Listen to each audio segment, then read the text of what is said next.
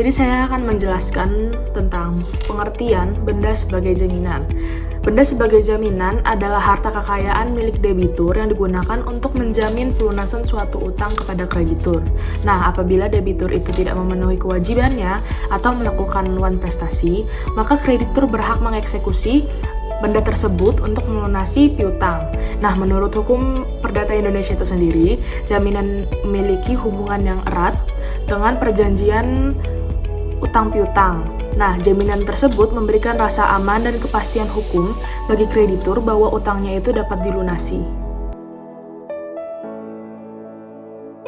Fungsi jaminan dalam hukum perdata, yang pertama memberikan kepastian hukum bagi kreditur, yang kedua menjamin pelunasan utang, yang ketiga memberikan rasa aman dalam perjanjian kredit, yang keempat mendorong debitur untuk memenuhi kewajibannya, dan yang kelima itu memberikan hak preferen. Dasar hukum benda sebagai jaminan diatur dalam 4 pasal dalam KUH Perdata. Yang pertama itu ada di pasal 1131 KUH Perdata yang mengatur bahwa seluruh harta debitur menjadi jaminan umum bagi utangnya. Lalu yang kedua ada di pasal 1132 KUH Perdata yang menentukan bahwa hasil penjualan harta debitur itu dibagikan kepada para kreditur secara seimbang kecuali ada hal yang harus didahulukan. Lalu yang ketiga ada di pasal 1150 KUH Perdata yang mengatur tentang gadai. Lalu pasal 1162 di KUH Perdata yang mengatur tentang hipotek. Jenis-jenis jaminan kebendaan yang pertama ada gadai. Gadai itu sendiri merupakan jaminan atas benda bergerak yang diserahkan kepada kreditur sebagai jaminan utang. Nah, ciri-cirinya itu objeknya biasanya bergerak, lalu barangnya berada dalam penguasaan kreditur dan diatur dalam pasal 1150 KUH Perdata. Contohnya itu emas yang digadaikan di pegadaian. Yang kedua ada hipotek. Hipotek adalah jaminan atas benda yang tidak bergerak tertentu tanpa penyerahan benda kepada kreditur yang diatur dalam pasal 1162 KUH Perdata. Ciri-cirinya itu benda tetap dikuasai debitur, memberikan hak didahulukan kepada kreditur. Contohnya itu ada kapal laut yang dijadikan jaminan pinjaman.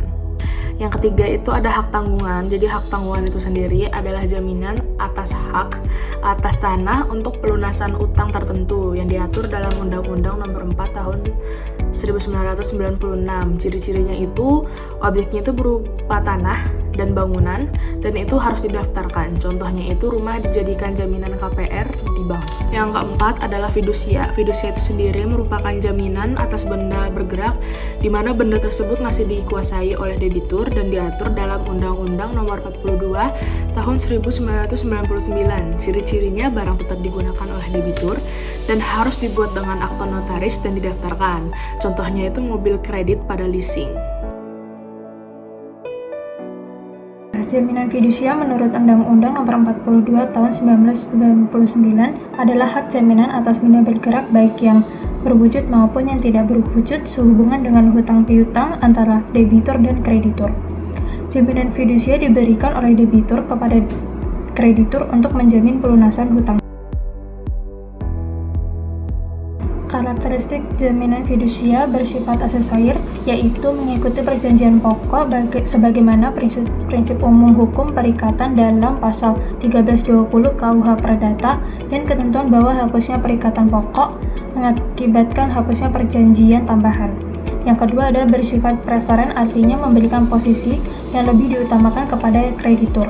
Hal ini ditegaskan dalam pasal 27 ayat 1 Undang-Undang Jaminan Fidusia yang menyebutkan bahwa penerima fidusia berhak didahulukan dari kreditur lain. Yang ketiga ada bersifat droit de suite, yang artinya hak tersebut tetap menyertai objek jaminan meskipun benda tersebut telah berpindah tangan, sebagaimana sesuai dengan karakter hak kebendaan dalam pasal 528 KUH Perdata. Yang terakhir adanya kekuatan eksekutorial yang memungkinkan pelaksanaan eksekusi atas objek jaminan tidak harus didahului oleh putusan pengadilan sesuai dengan pasal 29 UU Jaminan Fidusia dan dikenal dengan istilah parate eksekusi.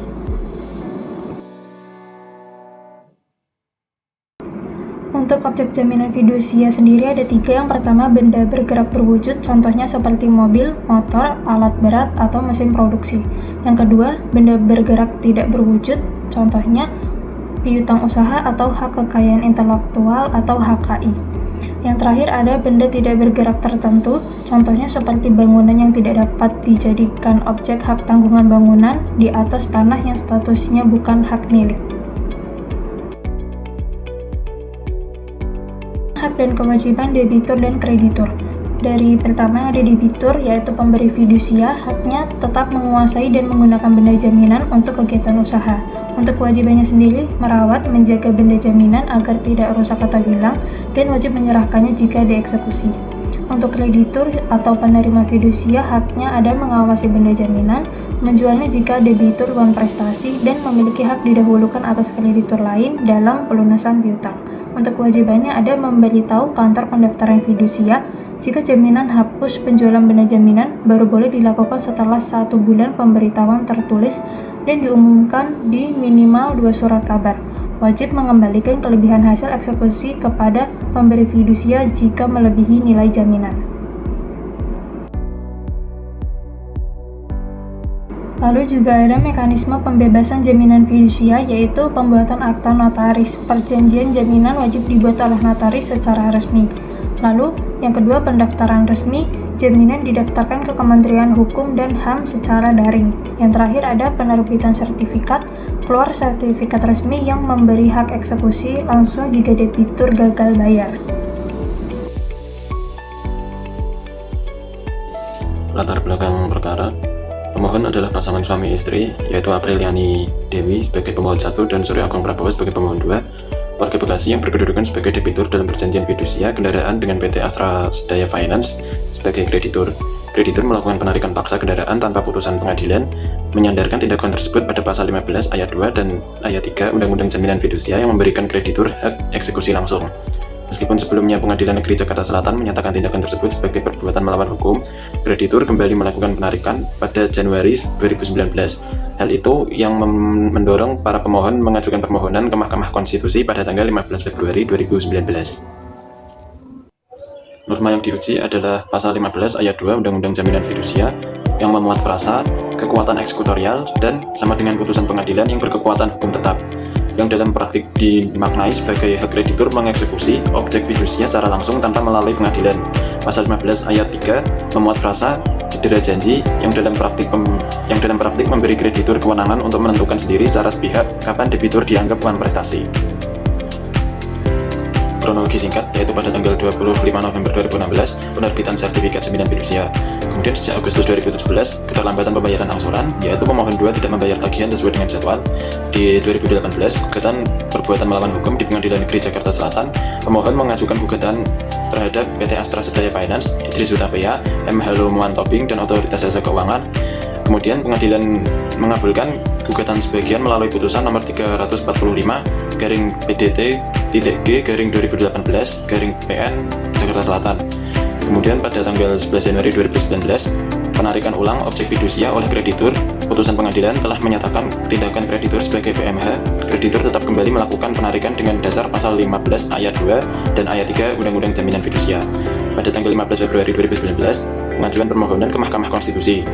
Mengajukan permohonan pengujian material pasal 15 ayat 2 dan ayat 3 Undang-Undang Jaminan Fidusia. Pada tanggal 27 Februari 2019, registrasi perkara. Tanggal 25 Maret 2019, perbaikan permohonan diterima. Tanggal 11 April 2019, sidang keterangan lisan Presiden. Keterangan tertulis kemudian dilengkapi dan diterima ke kepaniteraan pada tanggal 9 Mei 2019. Tanggal 24 April 2019, sidang keterangan ahli para pemohon. Tulus Abadi, Ketua Pengurus Harian YLKI, sebagai ahli menyampaikan keterangan yang diajukan pemohon. Keterangannya berfokus pada gambaran empiris pengaduan konsumen terkait leasing dan perilaku debt collector. Tanggal 25 November 2019, rapat permusyawaratan hakim. Putusan diambil 9 hakim konstitusi mengambil putusan dalam rapat permusyawaratan hakim.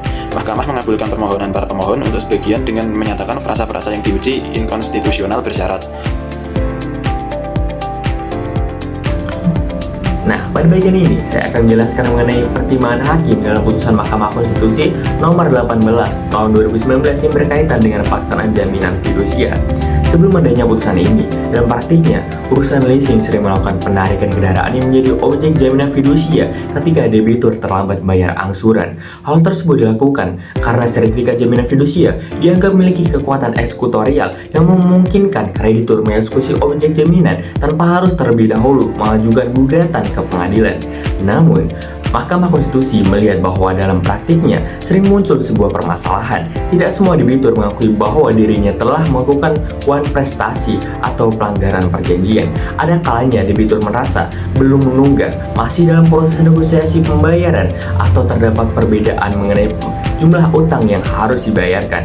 Nah, dalam kondisi seperti ini, penarikan kendaraan secara paksa dapat menimbulkan ketidakadilan dan berpotensi melanggar hak-hak dari debitur. Oleh karena itu, Mahkamah Konstitusi menegaskan bahwa apabila debitur mengakui telah melakukan wan prestasi dan bersedia menyerahkan objek jaminan secara sukarela, maka eksekusi tetap dapat dilakukan secara langsung. Akan tetapi, apabila debitur menolak, tidak mengakui adanya wan prestasi, atau masih terdapat sengketa antara debitur dan juga kreditur, maka kreditur tidak boleh melakukan penarikan secara sepihak. Penyelesaiannya harus dilakukan melalui mekanisme hukum atau melalui pengadilan. Dengan kata lain, Mahkamah Konstitusi tidak menghapus keberadaan jaminan fidusia, tetapi memberikan batasan agar pelaksanaannya tetap menjunjung prinsip keadilan dan kepastian hukum bagi kedua belah pihak. Putusan Mahkamah Konstitusi ini membawa perubahan yang cukup besar dalam praktik pembiayaan dan pelaksanaan jaminan fidusia di Indonesia. Bagi debitur, putusan ini memberikan perlindungan hukum yang lebih kuat karena kendaraan tidak dapat lagi ditarik secara sembarangan apabila masih terdapat sengketa mengenai wan prestasi. Debitur juga memperoleh kesempatan untuk mempertahankan haknya melalui proses hukum apabila merasa belum melakukan pelanggaran terhadap perjanjian. Sementara itu, bagi kreditur atau perusahaan leasing, putusan ini mengharuskan mereka untuk lebih berhati-hati dalam melakukan eksekusi objek terhadap jaminan fidusia. Kreditur tetap memiliki haknya untuk memperoleh pelunasan utang, tetapi apabila terdapat penolakan atau sengketa dari pihak debitur, maka penyelesaiannya harus dilakukan melalui prosedur hukum yang berlaku. Menurut kami, tujuan utama dari putusan ini adalah menciptakan keseimbangan antara kepentingan kreditur dan perlindungan terhadap debitur. Di satu sisi, kreditur tetap diberikan hak untuk menagih dan memperoleh pelunasan atas piutangnya. Di sisi lain, debitur juga mendapatkan perlindungan agar tidak menjadi korban tindakan sepihak yang dapat merugikannya. Dengan adanya putusan ini, pelaksanaan jaminan fidusia diharapkan menjadi lebih tertib, lebih adil, dan memberikan kepastian hukum bagi seluruh pihak yang terlibat. Demikian penjelasan mengenai pertimbangan hakim dan dampak putusan Mahkamah Konstitusi nomor 18 tahun 2019.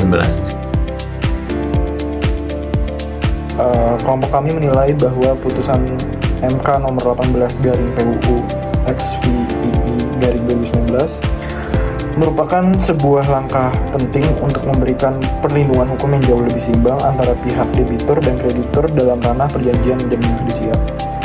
Sebelum putusan ini disahkan, pihak kreditur kerap melakukan penarikan objek jaminan secara sepihak dan langsung lewat debt collector dengan dalih bahwa sertifikat fidusia memiliki kekuatan eksekutorial. Praktik semacam ini pada kenyataannya seringkali memicu rasa takut, tekanan psikologis, hingga konflik di tengah masyarakat. Melalui putusan ini, MK secara tegas menyatakan bahwa eksekusi terhadap objek jaminan fidusia sama sekali tidak boleh dilakukan secara sepihak, terutama apabila debitur tidak mengakui bahwa dirinya telah melakukan wan prestasi. Analisis kami menyimpulkan bahwa putusan ini tidak hanya sekedar menguatkan prinsip-prinsip negara hukum, tetapi juga sangat menjunjung tinggi perlindungan hak asasi manusia. Mengingat setiap tindakan eksekusi diwajibkan untuk menempuh prosedur hukum yang adil dan tidak mencederai hak pihak lain.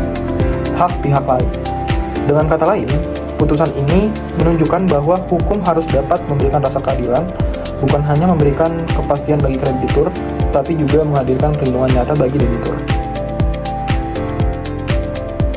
Selanjutnya pula ada kelebihan putusan. Putusan MK ini membawa sejumlah kelebihan fundamental bagi tata laksana hukum jaminan fidusia di Indonesia. Keunggulan utamanya adalah hadirnya pelindungan hukum yang lebih kuat bagi debitur, sehingga mereka tidak lagi menjadi korban tindakan sewenang-wenang yang kerap dilakukan oleh debt collector dalam proses penarikan kendaraan atau objek dagangannya. Lebih jauh lagi, putusan ini mempertegas aturan bahwa setiap bentuk pelaksanaan eksekusi fidusia wajib memperlihatkan kesepakatan mengenai wan prestasi atau harus melalui proses pengadilan apabila terjadi sengketa antara kedua belah pihak. Ketegasan ini juga berdampak sangat positif dalam mengurangi tindakan kekerasan, ancaman, maupun intimidasi yang selama ini sering mewarnai praktik penagihan utang. Oleh karena itu, kelompok kami memandang bahwa putusan ini telah berhasil menciptakan keseimbangan kedudukan antara debitur dan kreditur, yang pada gilirannya membuat relasi hukum di antara mereka menjadi lebih adil dan manusiawi. Selanjutnya ada kekurangan atau kritik terhadap putusan. Meskipun memberikan banyak perlindungan bagi debitur, putusan ini tetap tidak lepas dari sejumlah kritik dan catatan. Kritik yang paling menonjol adalah anggapan bahwa putusan ini berpotensi memperlambat proses eksekusi jaminan fidusia karena kreditor kini diwajibkan untuk menempuh proses hukum terlebih dahulu apabila debitur menolak menyerahkan objek jaminan. Kondisi ini tentu dapat berdampak pada bertambahnya biaya operasional, waktu yang tersita, hingga meningkatnya resiko kredit macet bagi perusahaan pembiayaan. Kekurangan lainnya terletak pada ketiadaan batasan yang rinci mengenai bentuk wan prestasi itu sendiri. Sehingga hal ini masih sering menimbulkan perbedaan penafsiran antara debitur dan juga kreditur di lapangan. Dalam praktiknya, sebagian pihak juga menilai bahwa putusan ini dapat mengurangi efektivitas parate eksekusi yang sebelumnya menjadi ciri khas utama dari jaminan fidusia. Walau demikian, kelompok kami berpendapat bahwa berbagai kelemahan tersebut sejatinya masih dapat diatasi melalui pembuatan pengaturan teknis yang lebih jelas untuk memandu jalannya pelaksanaan eksekusi fidusia di masa mendatang. Oke, kita sampai ke akhir bagian, yaitu kesimpulan dan juga saran dan rekomendasi. Berdasarkan seluruh pembahasan, dapat disimpulkan bahwa kehadiran putusan MK nomor 18/PUU XVII/2019 telah membawa perubahan penting dalam pelaksanaan jaminan fidusia di Indonesia. MK memberikan penegasan bahwa eksekusi objek jaminan fidusia tidak dapat lagi dilakukan secara sepihak maupun paksa. Apabila pihak debitur tidak mengakui adanya kondisi wan prestasi, secara esensi, putusan ini bertujuan untuk menciptakan perlindungan hukum, menghadirkan keadilan, serta membangun keseimbangan hak antara pihak debitur dan kreditur. Dengan disahnya putusan ini, pelaksanaan jaminan fidusia kedepannya diharapkan dapat jauh lebih menghormati prinsip-prinsip negara hukum, menjunjung tinggi hak asasi manusia, serta mematuhi proses hukum yang adil di dalam setiap penyelesaian sengketa pembiayaan. Dan saran dan rekomendasi sebagai langkah tindak lanjut, kelompok kami memberikan beberapa saran terkait pelaksanaan putusan MK nomor 18/PUU XVII/2019. Yang pertama, pemerintah beserta seluruh lembaga terkait perlu segera membuat aturan pelaksanaan yang lebih jelas mengenai prosedur eksekusi jaminan fidusia agar tidak menimbulkan kebingungan atau perbedaan prosedur eksekusi jaminan fidusia.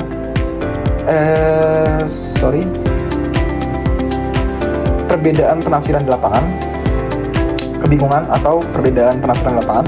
Kedua, perusahaan pembiayaan diharapkan senantiasa menggunakan cara-cara penagihan yang mematuhi hukum serta wajib menghindari tindakan intimidasi maupun kekerasan fisik maupun verbal terhadap debitur. Ketiga, debitur juga dituntut untuk selalu memiliki itikat baik, yakni dengan tetap berkomitmen memenuhi kewajiban pembayaran utangnya sesuai dengan perjanjian awal yang disepakati. Di samping itu, sangat diperlukan adanya sosialisasi yang masif kepada masyarakat mengenai hak dan kewajiban mereka dalam perjanjian fidusia. Ya. Dengan begitu, diharapkan akan tercipta sebuah hubungan hukum yang jauh lebih adil, tertib, dan senantiasa memberikan kepastian hukum bagi semua pihak.